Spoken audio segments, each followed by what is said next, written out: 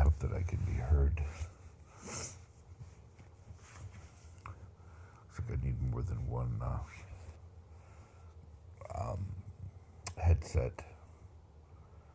But I'm making this video because, maybe we can, again, help others, but also document our situation. When I moved into the current place we're in, I went through all the normal procedures you do to activate your cable.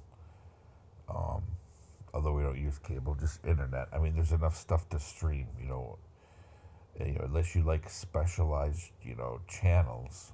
I mean, which, if we weren't kept on state benefits, I probably would get some of those specialized channels, especially news.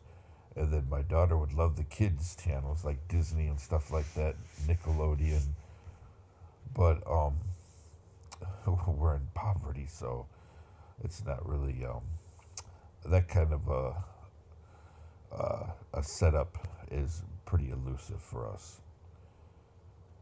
But went through all the normal procedures to activate everything, and according to Spectrum, our cable was turned on. Everything was active. Our line was active. All I had to do was plug in the modem.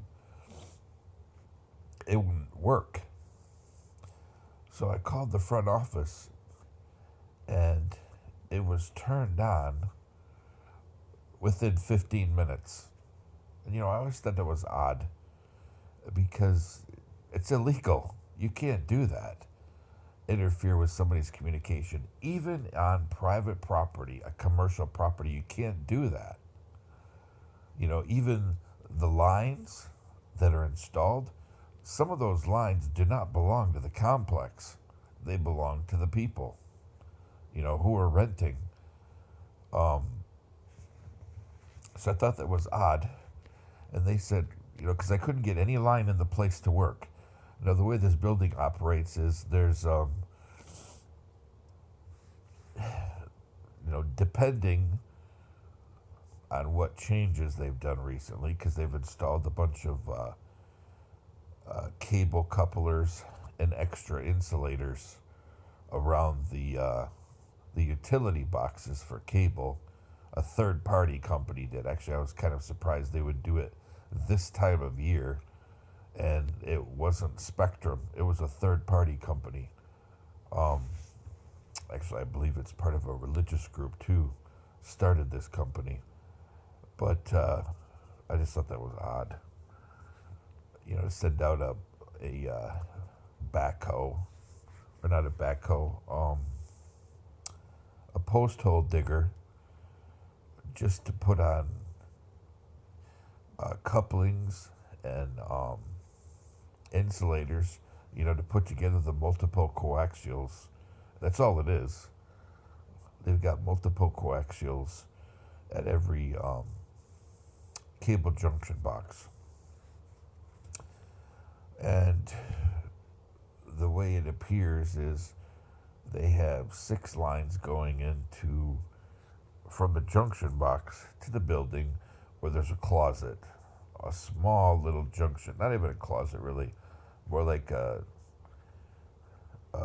what'd you call it? A junction closet where all of the lines are put together. There's splitters at the junction box, and then there's splitters again inside these cable closets, cable junction box closets that are on the buildings. And I can't remember if it goes back down to 2 in the building. Now it's 8, and the junction boxes on the edge of the property, every single building. I can't remember if it goes down to 8 or 2 in the boxes. It's been too long since I was in there. They don't like you to go in there. When you're there, they try to close the boxes when people are around. But if you're clever, you can get a glimpse in one very quickly. I have a couple of times very quickly. And they have, another thing the office said, for all of our Spectrum needs, we have one guy that we call, and he comes and does it. I'm like, what? That's not how things work. And he's not even from this county. He's from one county away. That just doesn't make sense. And when you call,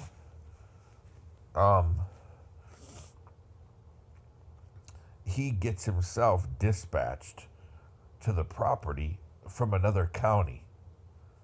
You know, I'm having all kinds of red flags. This is not how things work. And I've even talked to a supervisor at Spectrum, and they're like, no, that's not, we don't dispatch people from other counties, and we don't have a special guy that does cable in a complex. You know, the company dispatches whoever is available and who has experience with commercial properties. So the guy's like, something's fishy there. And he encouraged me to inform security at Spectrum, which I tried, but it's difficult to get them. And when you go through, you know, all kinds of gaslighting, and when you go through the local Spectrum customer service, they'll give you a piece of paper to fill out and encourage you to call law enforcement. All kinds of red flags that stuff's going on, and people are helping people cover it up. Spectrum has an internal security division. That's why the guy told me that I need to talk to them. But actually, security and fraud division. But anyway, so so like I said, the front office gave me the phone number for this guy because the only outlet that would work was one. One worked in the living room, so I had to strand about 30 feet of coaxial, and then about another 10 or 15 feet of RG45. And I'm like, this is crazy. You know, we either got coaxial cable or Ethernet cable all over the house. So I did call their guy, and he came and, tried to look good with signal testing. Oh, yeah, appears we just got to put in some new lines and some new splitters. And I'm like, these are splitters, you know, these things, some of them are titanium, brass. These are not things that degrade. So I'm like, okay, dude.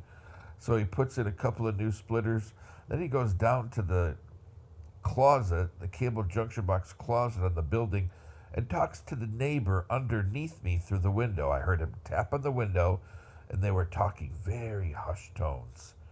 Now, this person was notorious for banging on the floor, tormenting my family. Come to find out, she works at a medical clinic that we used to go to, and she would, hand write out notes of blood tests we got. I mean, all kinds of stuff. Not giving us any, data, just saying, oh, everything's okay. That's it. Not giving us any data, any levels, nothing. So we stopped going there. And also, whatever room that we were working in, she would follow us, she or he. I'm still to this day, I don't know if this is a transgender man or a transgender woman or a man that's just acting like a transgender woman just to make trouble. I still don't know to this day. And also, she has brothers that are also troublemakers. Very racist and big time troublemakers, the whole family. And actually, I believe they're related to the girl that threw the watermelon at our door. I think they're related. And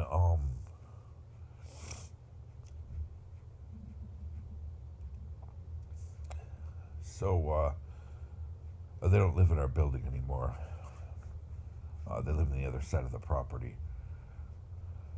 But so this guy came in and turned on a couple of the other splitters in the building, um, and I just found it odd. And he moved the active connection. These are all splitters.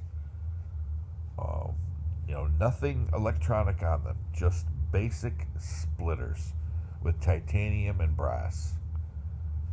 And moved it to another room. That way it's a little closer to where I wanted, the equipment in the middle of the house.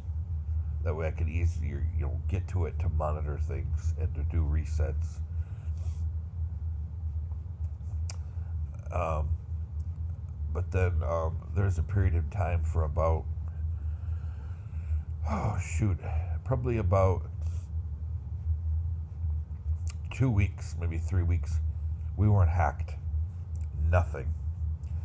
And then all of a sudden, the person underneath us moved her activities from the living room, which was where our connection used to be, moved them to the second room, which is underneath the room where I have our active connection. And then the hacking started again. And I called the guy about this. He's like, "Oh no." He said, "No, it's impossible for people to do that, to install a simulator on the line or for people to actively hack your connection because everybody has an assigned IP." So he told me right there that something's going on. You have an assigned, you have an IP, I will say, but an assigned IP, which deviates, which explains what I'm going into next with this video. And that's the fact that I've done all kinds of testing with the modem, with the switch, and I only have one active connection. I can't connect anything else. So I tried it with the VPN pass-through router. Those great little routers that are like the size of 2 credit cards? Great little routers. The reason why I love those little routers so much, besides the affordability, is the fact that you can make your own IP within this. This would be your IP for your connection. You have an assigned IP. I don't even want to call it an assigned IP. You have an IP that's assigned by the machine. Generally, you don't get an assigned IP to your house. It changes when it's renewed. Your modem will change your IP every time it renews the lease on the connection. And there's some deviation within a certain amount. But the way that the guy was explaining things, to me, it sounded fishy. And then the fact that the front office had to turn on the connection after I called them, that's very fishy. And then the fact that no matter if I have a router connected to the modem or a switch, I can't get any more connections. Only through Wi-Fi. But I'm not using mesh. I don't like mesh. Because when you're using mesh, you're using an app. And, I try to limit the amount of application-controlled devices in my house because people in Saginaw County are hacking through the towers. And once they grab your device, they screw with stuff in your house. And, I experienced this Christmas in 2020. This is our last Christmas and the Christmas after I was assaulted at another complex in Saginaw County. This one a little closer to the city than the one we are now. But, now we're on the edge of the townships. And I'm not going to say where we live exactly, but we're on the very edge. But anyway, we had a application-controlled electric socket, a power strip, and it was for Christmas. That way I could, set timers, and we could turn on all of our Christmas lights from one central point when we're gone. And somebody hacked it, and they assigned it an IP address when I traced the IP for a simulator that's behind the Saginaw County, what's the road? Saginaw Community, Saginaw County. I think it was their garage for their trucks. I forget, something like that. But it's across the street from what used to be the old armory. It's across the street. It's like a truck garage or something. It's, in that neighborhood, but like across the street, maybe one block down or whatever. But it's in the middle of a big giant field behind one of their garages. So we stopped using it. That's the problem with having application controlled devices in Saginaw County, because you'll get hacked through the towers. And so anyway, so it just seemed odd to me that no matter what we do, the only connections we can have is one hardwired connection, which then gives out, Wi-Fi to all other devices. I don't like this, because the amount of hacking that's done in this complex and the other complex through Wi-Fi is criminal. It's criminal. And they do some clever things by people will have, their Wi-Fi hotspots from their routers, and their networks, their LANs will have guest accounts. That way people can log into one guest account and then do a handshake with the next apartment, log into that one. That way you can layer things, 3 or 4 different apartments from the person that they're hacking. And also, I've found that even if the tenants change, the Wi-Fi networks stay the same.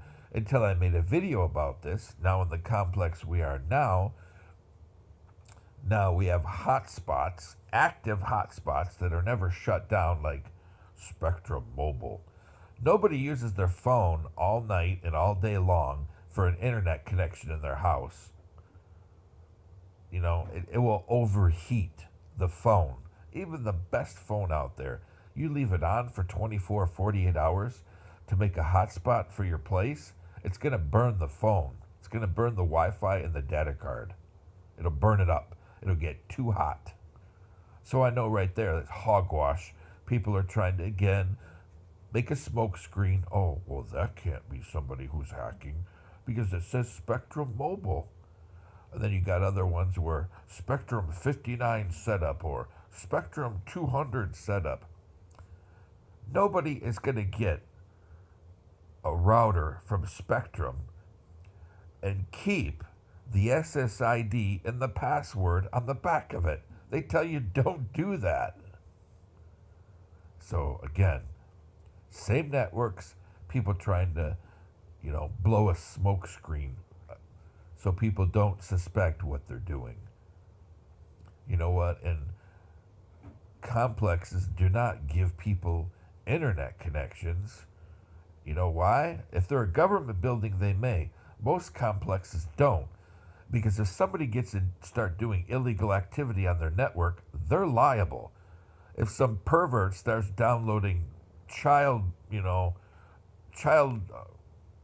sexual materials, the complex will be liable because it's their network. Then you got a seized property. Oh yeah, such and such was doing something. Or if somebody's, trafficking somebody on a web page that they built and they posted on the complex's, free Wi-Fi, the complex is now involved.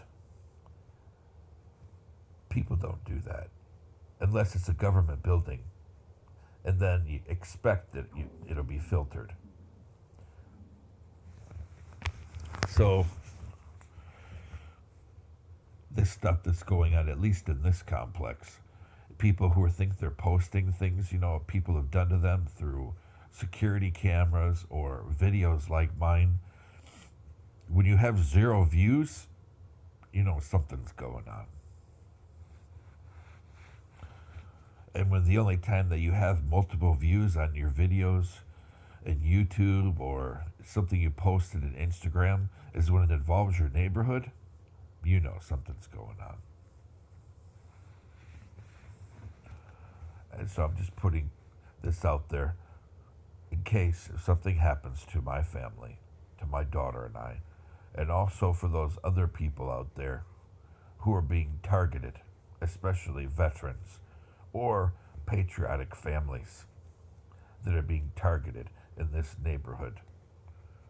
Actually, within at least 3 townships that I've lived in Saginaw County, some within the city, others outside of the city. People are doing things and targeting people electronically, and nobody will do anything about it. And it's harming American families.